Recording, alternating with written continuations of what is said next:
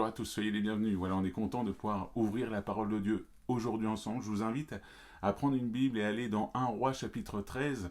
Pour le contexte, le voilà, on voit que il y a un prophète qui va venir voir le roi Jéroboam. Jéroboam qui est un des descendants de Salomon et qui ne va pas faire du tout comme Salomon ou David, son grand-père.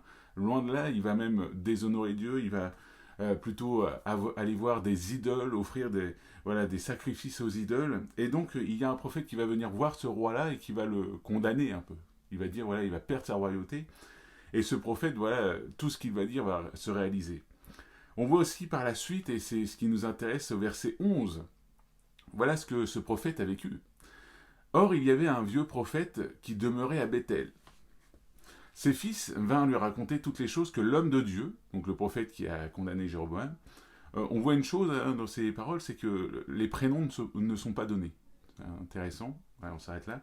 Il est parlé de vieux prophètes ou alors d'homme de Dieu. L'homme de Dieu, c'est celui qui est venu voir Jéroboam, et le vieux prophète, c'est donc celui qui... On va voir ce qu'il va faire à l'homme de Dieu.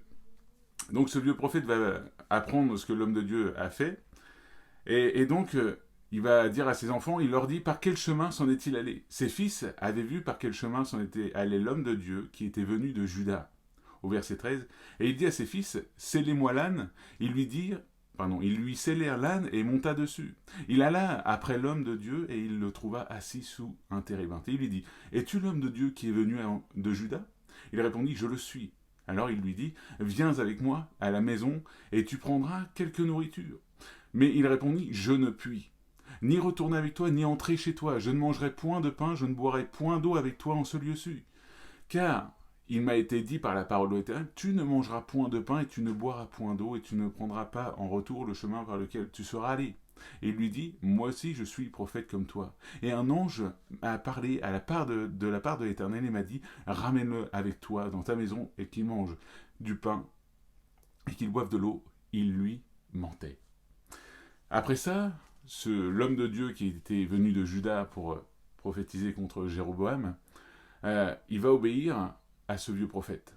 Il va aller chez lui, il va manger, il va boire, mais là il va recevoir aussitôt la condamnation de Dieu. Il va dire, voilà, tu n'as pas obéi à ce que je t'avais dit, parce que cet homme, quand il était venu voir Jéroboam, il y avait une condition, c'est qu'il ne devait pas emprunter les mêmes chemins, c'est-à-dire qu'il ne pouvait pas faire marche arrière, et il ne pouvait pas non plus aller manger, ni boire de l'eau, ou quoi que ce soit dans ce pays. Il devait aller retourner en Juda. C'était la condition. Mais voilà que ce vieux prophète va tromper cet homme. Il va dire, oui, moi, il y a un ange qui m'est apparu, qui m'a dit que tu pouvais venir manger chez moi, il n'y a pas de souci. Et la Bible dit clairement qu'il lui mentait.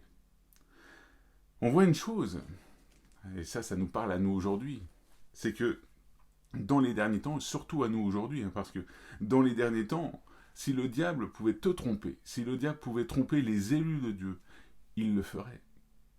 C'est pour ça qu'il est important pour nous, et c'est un avertissement cette vidéo aujourd'hui, c'est de toujours prendre le temps de lire la parole de Dieu pour connaître la vérité, afin de marcher selon la vérité de Dieu et non celle du monde.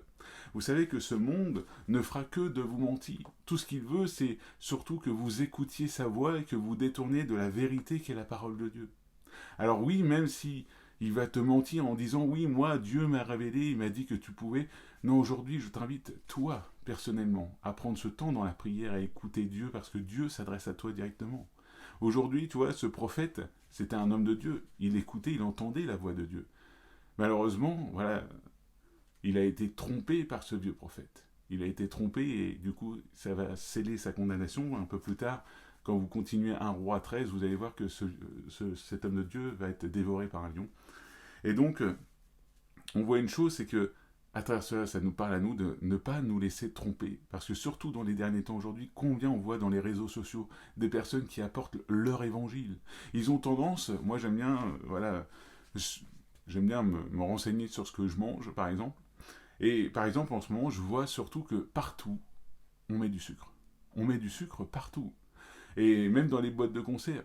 Et ben c'est pareil pour l'évangile. Il y en a, ils veulent tellement annoncer l'évangile, c'est avec un bon cœur, mais ils ont tendance à sucrer l'évangile pour faire mieux passer la pilule, en disant voilà, comme ça va atteindre les cœurs. Non, l'évangile, il faut l'annoncer telle qu'elle est annoncée. C'est une vérité. Et c'est une puissance. Et chaque jour, il faut l'annoncer telle qu'elle est.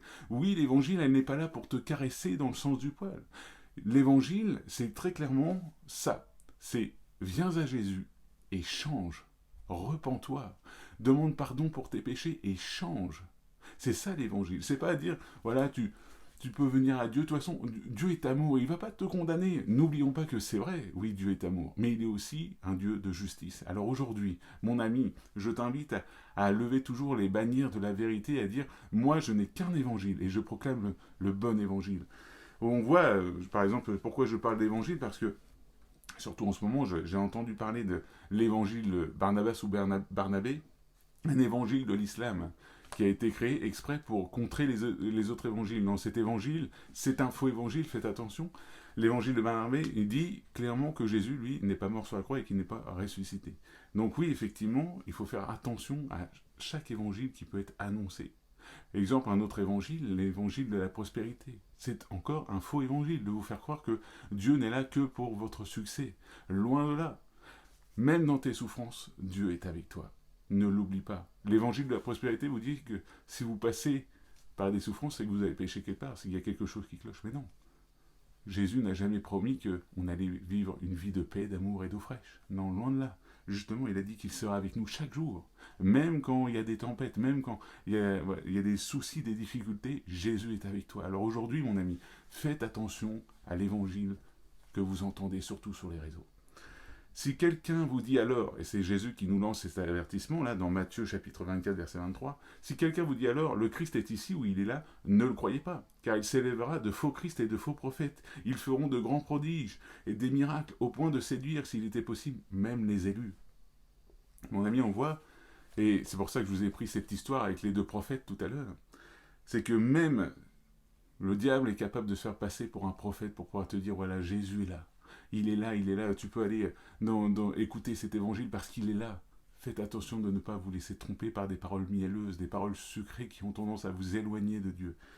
Aujourd'hui, ne laissez pas le monde parler à vos cœurs, mais laissez plutôt écouter Dieu. Laissez plutôt Dieu vous parler. Et ça se passe que par un seul évangile. L'évangile de Jésus-Christ qui est dans la parole de Dieu, la Bible. Alors aujourd'hui, mon ami, je t'invite à te concentrer sur le vrai évangile. Ne te concentre pas sur les évangiles de prospérité ou l'évangile Barnabé ou d'autres personnes qui pourraient te dire moi je détiens la vérité. Aujourd'hui il n'y a qu'une seule vérité, elle est dans Jésus-Christ. Jésus lui dira lui-même je suis le chemin, la vérité et la vie. Nul ne vient au Père que par moi. Alors aujourd'hui tourne tes regards vers Jésus. Si peut-être tu t'es laissé avoir par des paroles mielleuses, des paroles qui t'ont dit voilà Jésus est là et tu peux faire comme ci, tu peux faire comme ça.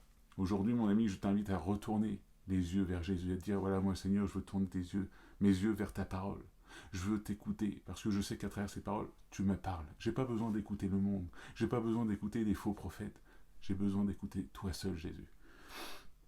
Voilà ce qu'il est dit dans Ézéchiel chapitre 22 verset 30. C'est un constat d'Ézéchiel, c'est un triste constat, mais je cherche parmi eux un homme qui élève un mur, qui se tienne à la brèche devant moi en faveur du pays et que je ne le détruise pas, mais je n'en trouve pas. Du temps d'Ézéchiel, on voit que Dieu cherchait un homme ou une femme qui se tienne à la brèche dans la prière, qui se tienne devant Dieu, mais Dieu n'en trouva pas.